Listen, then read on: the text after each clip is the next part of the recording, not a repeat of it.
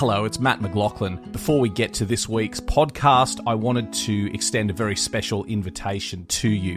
In August 2025, my signature tour is heading back to the Western Front, and I'd love you to come with me. We're going to explore the battlefields of France and Belgium and tell the entire story of the Australians during the First World War. It's going to be an amazing trip. We're going to visit the Somme, we're going to visit the Ypres Salient, French Flanders, famous battlefields such as Passchendaele, Pozières, Villers-Bretonneux, Bullecourt, Fromelles, and many more. Now, this is the only tour I'm going to personally escort to the Western Front in 2025. So if you'd like to come with me, please don't wait. The tour sells out very, very quickly. It departs Paris on the 30th of August, 2025, and you can find full information at our website, which is battlefields.com.au.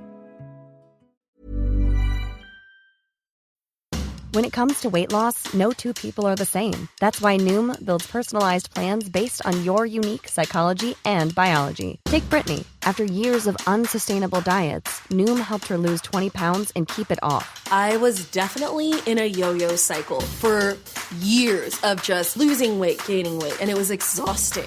And Stephanie. She's a former D1 athlete who knew she couldn't outtrain her diet, and she lost 38 pounds. My relationship to food before Noom was never consistent. And Evan, he can't stand salads, but he still lost 50 pounds with Noom. I never really was a salad guy. That's just not who I am. Even through the pickiness, Noom taught me that building better habits builds a healthier lifestyle. I'm not doing this to get to a number. I'm doing this to feel better. Get your personalized plan today at Noom.com. Real Noom users compensated to provide their story. In 4 weeks, the typical Noom user can expect to lose 1 to 2 pounds per week. Individual results may vary. A Living History production. This is the Living History Podcast, broadcasting live across the airwaves.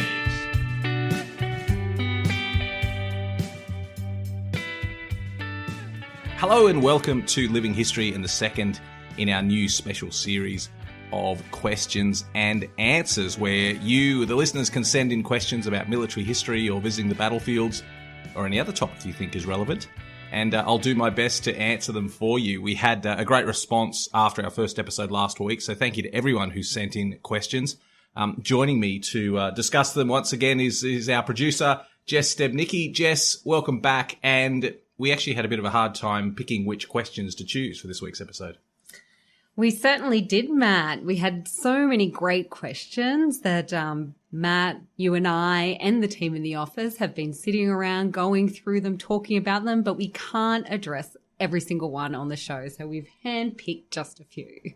I always like to reply to any correspondence I get, so if you send in a question and we don't feature it on the show, I'll come back to you and just give you my thoughts in an email or a message. But reach out to me on X, on Insta, and on Facebook with your questions. And if you've really got anything to say about the show or the battlefields in general, I always love hearing from you. So it's Mat McLachlan at each of those platforms.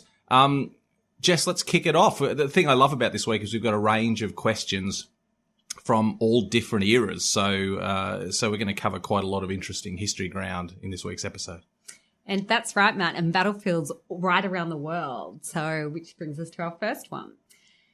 I am flying to Europe with my family next year. We are stopping in Singapore for a few days on the way and wanted to visit some Second World War sites. Is there much to see from the war? It's a great question. Obviously, Singapore, particularly its 1942 history, the fall of Singapore, the last stand of the Brits and the Aussies against the unstoppable wave of Japanese who were coming down from Malaya. It's one of our most important World War II stories, and I'd encourage everyone who goes to Singapore, whether on a stopover or a dedicated trip, to go and see those World War II sites, because the simple answer is there are a lot of sites to see from the war. It's probably not a destination you would think of at the top of your list as a battlefield destination, but there are some pretty great sites to see from the war. And I was lucky only last year I was over there for a few days, so I went and checked out a few of the sites, not for the first time, but just to get a good perspective of how the people of Singapore are now remembering the war. And there's a lot of great things to see. So we'll start with the idea of Changi, the famous prison where the Australians were imprisoned after being captured by the Japanese. That's now the area where the airport is. So you actually fly into Changi Airport when you arrive in Singapore. But the chapel that was on the site is still there, and there's a museum dedicated to the story of the prisoners of war. So that's really worth checking out in the area near the airport. Right in the centre of town, though, there's a fantastic World War II site called the Battle Box. And the Battle Box was the British headquarters, and this was actually where the Brits and the Australians heard the news that the Japanese had invaded. This is where they coordinated the defence of Singapore against the Japanese when they first landed. And also, of course, where they made the decision to surrender and signed the surrender documents. And then the Battle Box, it's an underground bunker. It became a Japanese headquarters, and there's still some interesting graffiti and other bits and pieces there. So that's been really well preserved and is really fascinating to walk through. Other sites, there are battlefields there. You can go right up to the north of the island to the causeway where Australian troops first held out against the Japanese who came across that causeway in overwhelming numbers. And of course, Kranji War Cemetery, where many of those Australians and British troops now lie. It's a Commonwealth War Grave cemetery. So certainly go there and pay your respects. In terms of getting around Singapore, there are a few organised tours. Your hotel may be able to organise something for you. But I did it just by taxi, just jump in a taxi and negotiate with the driver about spending half a day or a day with him and going and seeing those sites. So that's what I did, and it worked out quite well and was relatively cost effective. So the short answer to the question is yes. Whether you're stopping over or spending a bit more time in Singapore, definitely take the chance to go and see some of those World War II sites. I love with this Q&A, Matt, that I learned so much about the battlefields as well. Like many of us, I've been to Singapore on a stopover, but I've never heard of the Battle Box, and now I just want to go back there. It really is great. They do it really well. It's the preserved underground headquarters. They've got recreations of radio rooms and conference rooms. They've got some sort of waxworks of the British soldiers, which sometimes can be a bit sort of naff, but in this instance, it actually works quite well to show where men were placed in various rooms and recreation of the moment of the surrender when they got the news through that the Japanese had landed and that they were going to take over. I just remember one more site too you definitely should check out. Right in the centre of town, not far from Raffles, is a memorial to local people who died during the war. And so there were a lot of civilians that were killed either during the invasion when the Japanese initially attacked and laid siege to the island, but also during the years of occupation. So that's a sad and fascinating memorial right in the centre of town as well. Yeah, wow. So, Matt, that's an excellent perspective on Singapore. And then when you fly into Europe, there's a different battlefield that you could consider visiting from our next question. Do you do tours to the Crecy battlefield? Okay, this is an interesting jump back in time. So the battlefield of Crecy is in France. It's actually in the Somme region. It's not far from the battlefields of the First World War, but it's from centuries earlier in the span of history. This is from the 100 Years' War, which was the famous war that I don't think it quite went for 100 years, but went for a very long time, versus the English and the French for control of the French throne. And Crecy was one of the big battlefields, late 1300s. I can't remember specifically the date, but the late 1300s. But also the most famous action was in 1415, the Battle of Agincourt, which is not far up the road either. And it is a really interesting region if you're interested in knights and chivalry and bowmen and this more medieval type of fighting. And there still are some really interesting sights to see up there. And I've been reading a lot about Agincourt in particular recently, and I was fascinated to see, Jess, that on my recent tour, when we went to the Somme battlefields on the signature tour, we were actually following in the footsteps of the English as they withdrew towards Calais and eventually faced the French near the little village of Agincourt and had this famous action where the English won a huge victory over the French, and that really changed the course of Europe for a long time afterwards. So I love these layers of history on the same places. So you go to the Somme battlefields and you are following in the footsteps of King Henry and his men who would fight at Agincourt in 1415. And even the famous Australian battlefield of Mont-Saint-Quentin and Peronne, at the town of Peronne and the nearby Mont-Saint-Quentin, captured famously by the Australians in September 1918. It was right there that Henry and the English crossed the Somme River to head north up to Agincourt. So separated by centuries, but still really important chapters of history. And yes, you can go and visit these battlefields. You can either just jump in a car and drive up and have a look around. But we do offer here at Mat McLachlan Battlefield Tours private tours that go to that region as well. So if you're in Paris, you can jump on the train, head up north. And it's a great thing to tack on to a World War One battlefield tour. So if you're visiting the World War One sites, you can also do Crecy and Agincourt if you're interested in that chapter of history. So it's a fascinating chapter of history. I'd suggest everyone go and read a book about it and learn a little bit more about it. It's a fascinating chapter of military history, but a great battlefield to visit as well. It's so true what you say there, Matt, about the layers and layers of history. And that's when I've had the luck of going to the Somme and visiting it with one of our historians, the insight that our historians give you on those layers is fascinating, because often our historians are not just First World War or Second World War historians, but they have a breadth of knowledge and interest like you do in all of history. So to get those little tidbits is just incredible. Yeah, I think you're right, Jess. And usually our Crecy and Agincourt tour is led by Pete Smith, the one and only Pete Smith, who joins me on the signature tour. And anyone who's done a tour of the Western Front with us would probably know Pete, because he leads lots of our tours. He's our leading guide on the Western Front. But I also should say as well, if you want to listen to something more about these battlefields, Pete and I do another podcast called Battle Walks. And a year or two ago, we did a battle walk, doing a virtual walk around the battlefield of Agincourt. So definitely check that one out if you want to hear more about what you can see in the region. Yeah, Battle Walks is definitely a good one to get inspiration for planning your own travels from as well.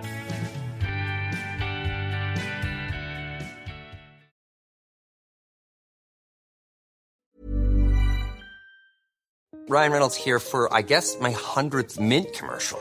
No, don't.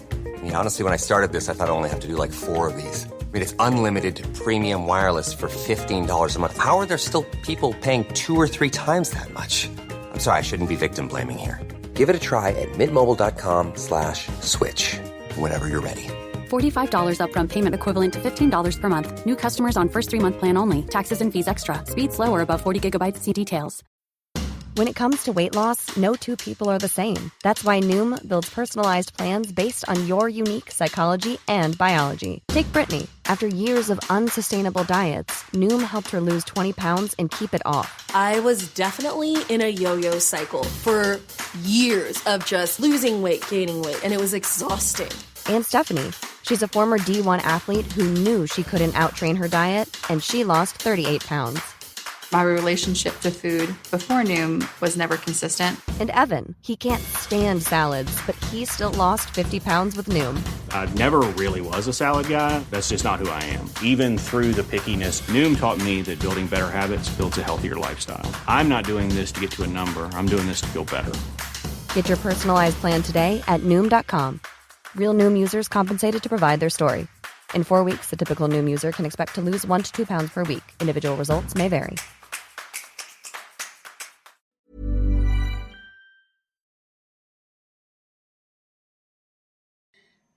Which takes us to the next question.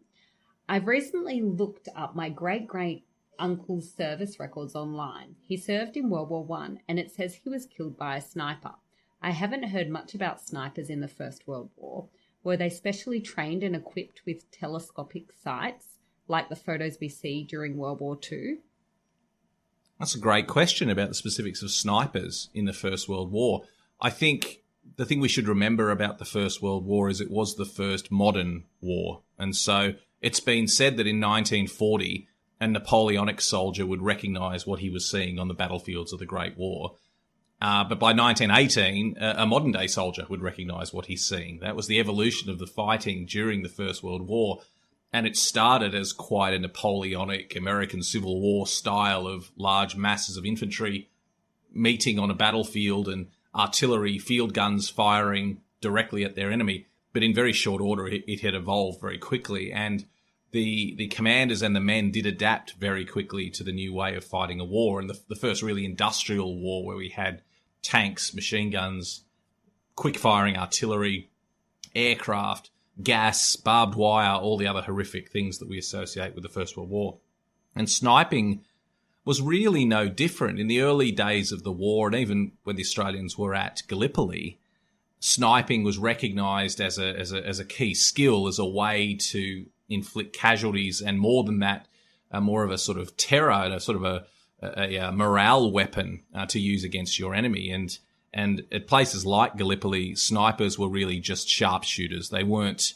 They were simply men who were plucked out of the ranks because they that their commanders recognised that they were good shots. Occasionally they had specially modified rifles, but often they just used their standard field rifle, but they were just hand-picked to act as snipers shooting at targets. And there's a famous account of a new officer arrived at Gallipoli and was inspecting the trenches and stuck his head up over the parapet to have a look at the enemy positions and ducked down again. He said, "I'll just have one more look." And his men around him warned him not to, because the first appearance of his head would have meant that every sniper in the Turkish lines was looking at him. But foolishly, he stuck his head up again in the same spot and got hit not by one but two snipers' bullets, and was instantly killed. So I think from the earliest days of trench warfare, sniping was recognised as an important component. It's really quite horrific what we're talking about here, isn't it? But it was recognised as an important component of inflicting casualties. And by 1915, at Gallipoli somewhat, but definitely on the Western Front, we had men being specifically handpicked and then trained as snipers. And as the war progressed and as the technology evolved, they were even fitted with telescopic sights like we would use today. They were rudimentary. The technology's obviously come a long way in the last century, but there are examples and photographs of snipers using telescopic sights. I think that was probably more on the German side than on the British side, although we did use telescopic sights as well. But often it was just men firing over open sights, over iron sights, just with a standard rifle, because distances were short. Often in the First World War, there wasn't a lot of distance between the trenches, but sniping was definitely used to by all sides to a devastating effect at times. The other thing to mention in, for example, my book that I've just written about Krithia, the battle at Gallipoli, just about every second man mentions that someone was hit by a sniper or they came under very heavy sniper fire. That's probably not fire that we would traditionally think of as sniper fire. That's probably just riflemen who are very good shots and taking care to aim carefully. And, so you're walking along and all of a sudden your mate gets shot and hit by a bullet and killed. You're going to say, oh, that was a sniper that did it. Often it's just riflemen just being careful with their shots and taking careful aim. But there were specially picked, specially trained and specially equipped snipers in all armies of the First World War. So great question. I hope that answers it for you.